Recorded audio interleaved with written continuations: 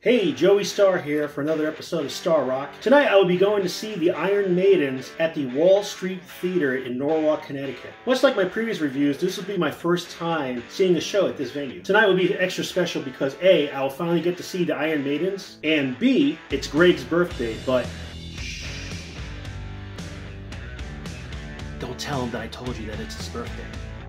The Iron Maidens are a famous, all-female tribute to the great and mighty Iron Maiden. So unless you've been living under a rock your whole life, you've at least heard of Iron Maiden, and you know that they are Britain's premier new wave of British heavy metal bands to come out in the early 1980s and continue to put out hit albums even today in 2022. I've actually had an interest in the Iron Maidens since about 2002 or so. I remember just kind of stumbling upon them accidentally before they were really famous. They were just kind of starting out. What happened was I was recreationally surfing the web and came across a web page of one of their members, Melanie Ciceros, who was their bass player at the time. I think I was looking for something to do with either Megadeth or a Megadeth song. Came across her page because she used to be in a tribute band for that, and became very engaged with her website and just kept reading, and she had a lot of good information on there. And of course, one of the things she pointed out is how she was the bass player of this all-female Iron Maiden tribute out of California. So of course, being a big Iron Maiden fan like I am, and just the thought of how hot it is to have these females playing really cool heavy metal music, paying tribute to one of my influences. Of course, I needed to see more, so I went clicking away, got to the Iron Maiden's website, and I tell you, it was really cool. First of all, I just loved their concept, especially back in the early 2000s.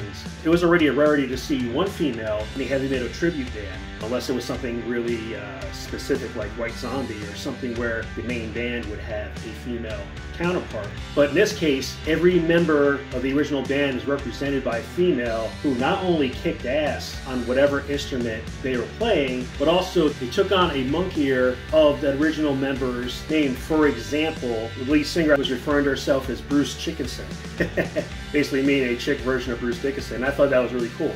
Then I came across the videos on their website showing a couple of their performances, and I was really impressed by the authenticity and the way they played, and just the raw talent that they had. Not just playing what is already very intricate and complicated songs, but also the presentation was on point. So of course that led to me really wanting to see them, but at the time they were only playing around California, which is understandable, right? They were starting off and they didn't have the money to go traveling around the whole country or the world or anything else. They had this bucket list item up here saying, hey, if I'm ever in California, an area where I know they're going to play, I'm going to have to check them out. But sadly, that never happened. The one time I went to California after that, I went there for a wedding, and besides that they weren't playing anywhere nearby because I was in San Diego, I didn't have time to anyway. Then as the years went by and they started to become more popular or more well known, and even to the point where they actually achieved a level of fame, obviously they started to tour around. They started playing across the country, both coasts, and even played at the Chance a couple of times. Unfortunately, the timing was never right. I've missed every single time that they were somewhere within reasonable driving distance for me. For one reason or another, I had to miss it, sometimes for my own gigs. My general view of the Iron Maidens, if you couldn't tell from what I said a moment ago, is that, first of all, forget the fact that they're all female. Let's just go donuts to donuts here. Musicianship is on point. I mean, let's be real. Iron Maiden's music, with the exception of maybe 2, maybe 3 songs in their entire catalog, their songs are pretty tough to play. You're not going to pick up the guitar today and be playing an Iron Maiden tribute tomorrow. No, you need to be well seasoned. You need to know what you're doing. If you have any shot at all at recreating the magic that is the music of Iron Maiden, you have to have some skills.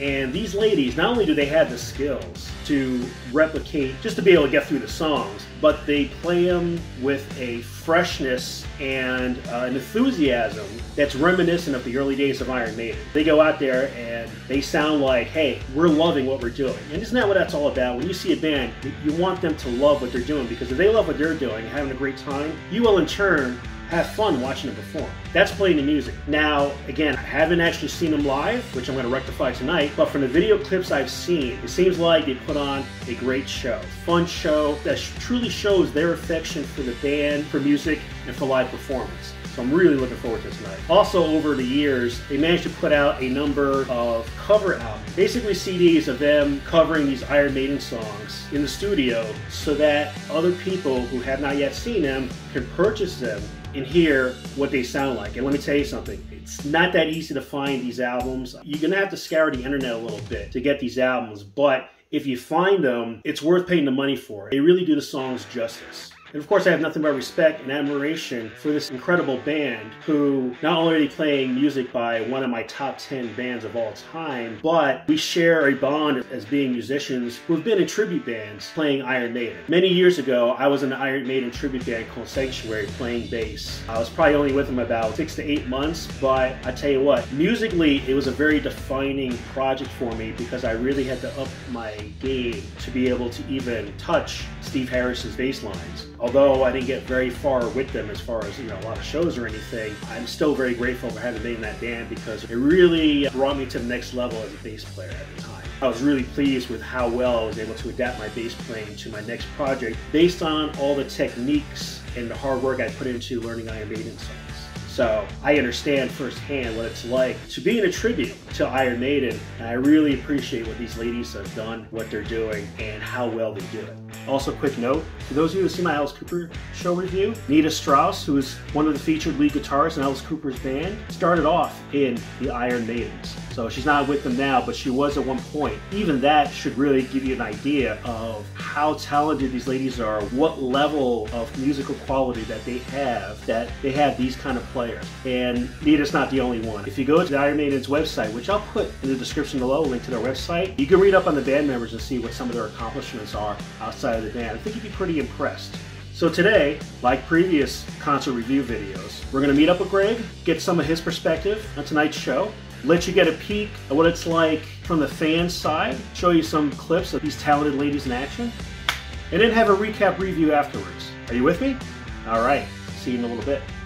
All right, welcome back. We are at the Casa de Greg, and I thought I'd get some perspective from my man. This guy's no stranger to you. You've seen him in a few videos already. God help you. No, I'm just kidding. I'm going to ask him a few questions, as usual. Fire away. Who are we going to see tonight? We're going to see the all-female Iron Maiden tribute band, the Iron Maidens. Yes, absolutely. What can you tell me about the Wall Street Theater?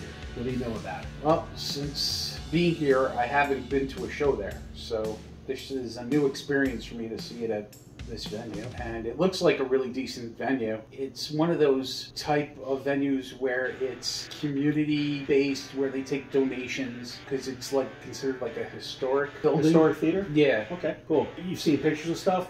Yeah. Like on their website? Yeah. If I didn't already mention it, I'm mentioning now. I'm going to drop a link into the description below for a link to the Wall Street Theater. I visited this site briefly yesterday, so just to see the show time and a couple other things. I was looking at the address and stuff. Check that out. You can see what he saw. And of course, a little later, I'll film a little bit in there, and you'll see some of that too. What are your thoughts about the Iron Maidens as a band? I think they're excellent. I think it's great to see 5 girls playing metal, and especially playing Iron Maiden music, which is very, very intricate. It's not your simple 3-chord rock band. You need time to master the craft of playing their songs. Tell us a little bit about your experience. I know you've seen them a couple of times before. From the audience perspective, what's a show like? What can I expect to see at the show since I've never seen them before? You see 5 girls kicking ass on stage. That's the Okay. best way to word it. All these girls are amazing at their instruments. When I first saw them way back in San Diego years ago, there has been a few lineup changes since then. This version of the band is pretty amazing. I think it's safe to say that when you have the kind of, like, as you mentioned, to your point about the intricacies of Iron Maiden's music, when you have music that's at that level, you really can't take in a band member that's a slouch on their instrument. I mean, if you can play these songs at all, even half-assed, you have to be at least a pretty decent level musician. You're not going to pick up guitar today and play Rhyme of the Ancient Mariner tomorrow. Yeah. At least not well. Right. Tell us about the differences, where applicable, in your routines and rituals when it's for seeing a show at a venue for the first time as opposed to a venue that you're familiar with. So what I do is I try to go online and look up and do some research on it, and what the capacity is, possibly other shows that they're sponsoring and hosting for other dates, things like that. One great thing that I really like is that it's practically walking distance from this apartment. Final comments about the show tonight, this video, anything in general. Like I said before, the girls are great musicians, so I'm really excited to see them play here for the first time in my new home setting. I'm really excited. Plus, it's on my birthday, and I get to share it with my best friend. I mean, what more can you top that? And there you have it. That's it for right now. As always, we'll see you at the venue.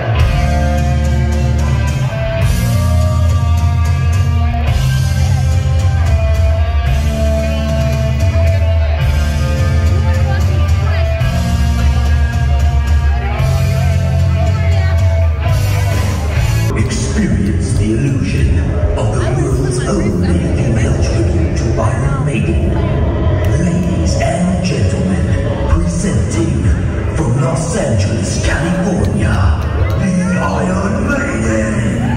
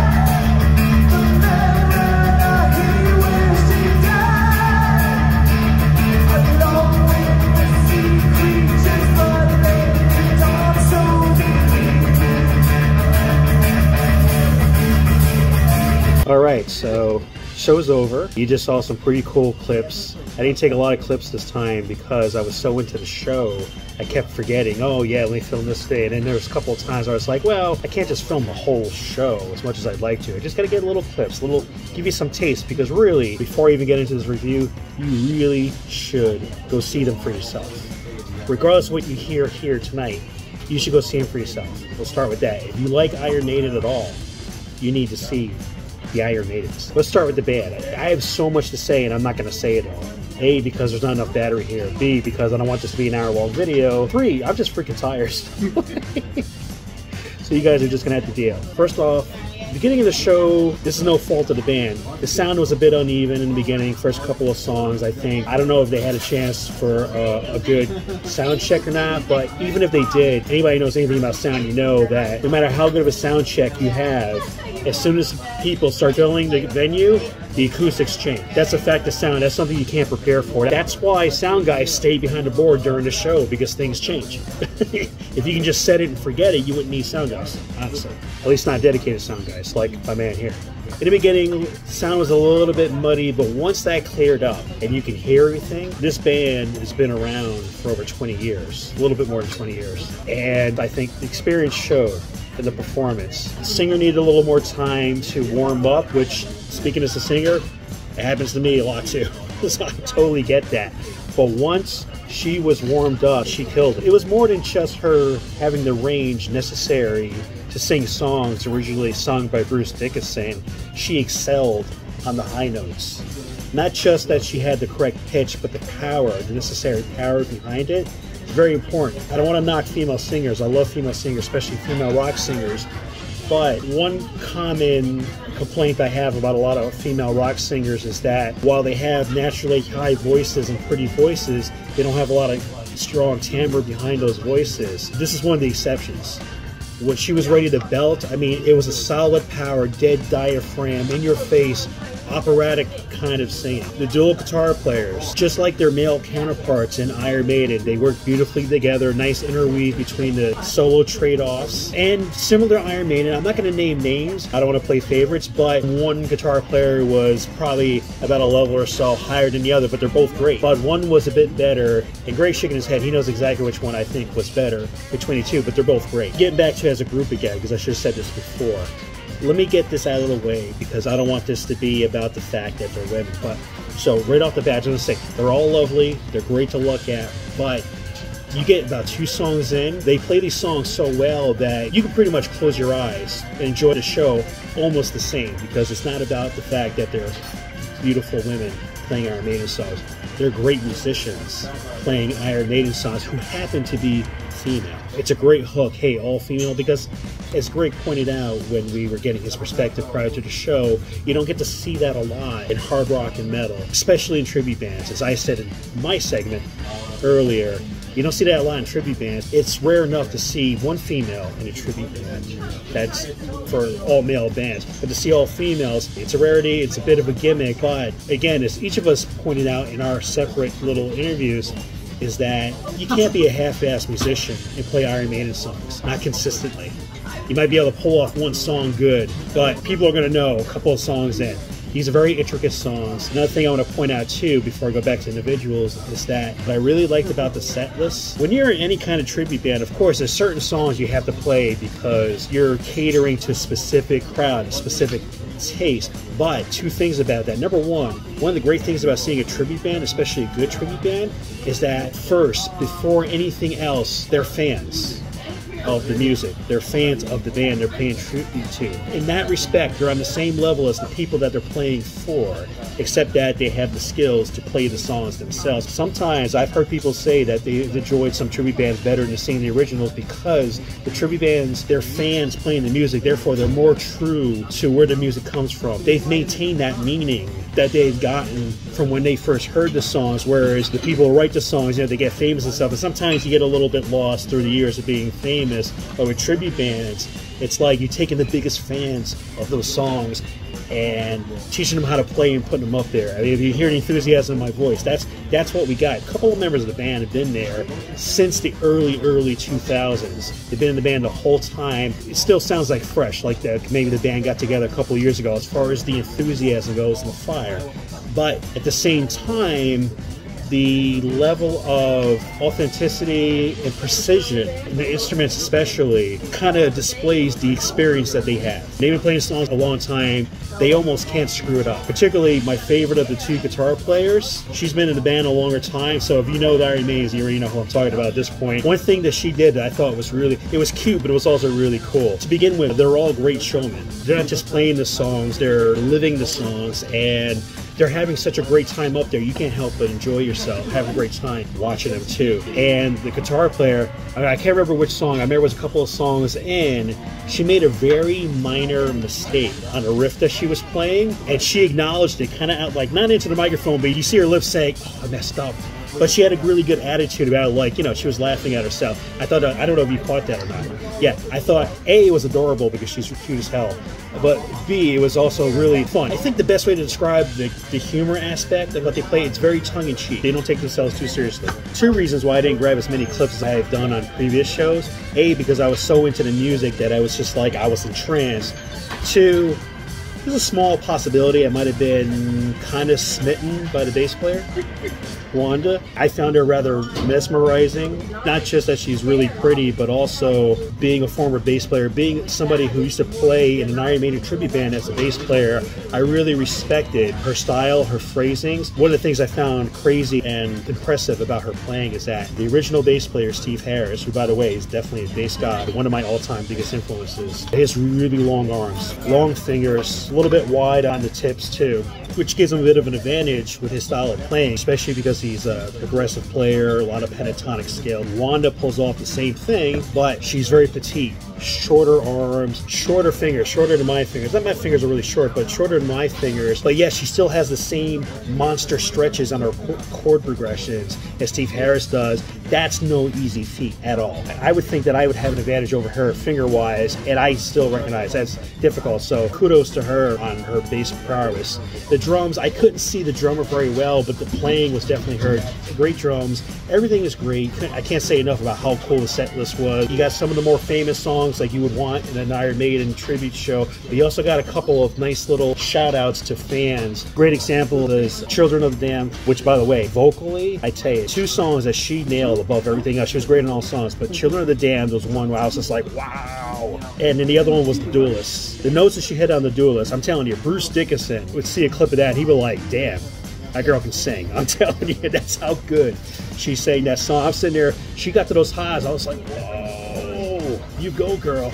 Seriously. I'd like to take a moment to speak about the Wall Street Theater because, again, like before, the review is not just of the band, which there was no opener, it was just the Iron Maidens. 2 acts, there was an intermission, not a long one either, it was only like 10 minutes. They played 2 amazing sets. I'm going to talk about the venue a bit. First off, as Greg mentioned in the previous segment, it's within somewhat of a walking distance from where he lives. We still drove anyway because it is still winter. And also we wanted to be able to go straight from the venue to here to eat because we already knew, I don't know about him, but I was kind of already hungry when we got to the venue. But in anticipation of coming here and eating some really high carb food, I was able to teach my stomach, hey, hold up, buddy. I'll take care of you later. I'll make it worth your time. So basically, it's a small theater. It's not like an arena or anything like that. If I told you that it was a club, you'd probably picture it a little smaller than it is. But it's not as large as probably some theaters you've seen. Somewhere kind of in between. Some of my local friends from the Hudson Valley, size-wise, I would kind of compare it to the Chance as far as the main area goes. Like the Chance is kind of a bigger venue, but I would say the pit area in front of the stage, the size is comparable, maybe slightly smaller because they kind of have some seats kind of staggered on the left and right side, kind of the orchestra area, I guess that is, on either side, which kind of shrinks the pit area a little bit. I didn't go up to where the balcony area was to check it out, but it looked pretty cool. It looked like they had some pretty good seats up there, like if you were able to purchase those, but on the far corners, you're actually a little closer to the band than deep on the floor. To the point where at the end of the show, Courtney was handing like set lists to people up in the balcony. They were able to reach each other. So that's how close those balconies are. So really low balconies. Really pretty theater, I thought. Pretty inside. It looks like the building existed a while, but it didn't have that like old musky way about it like a lot of buildings like that would have. So I don't know if that's due to renovations or maybe it's just not as old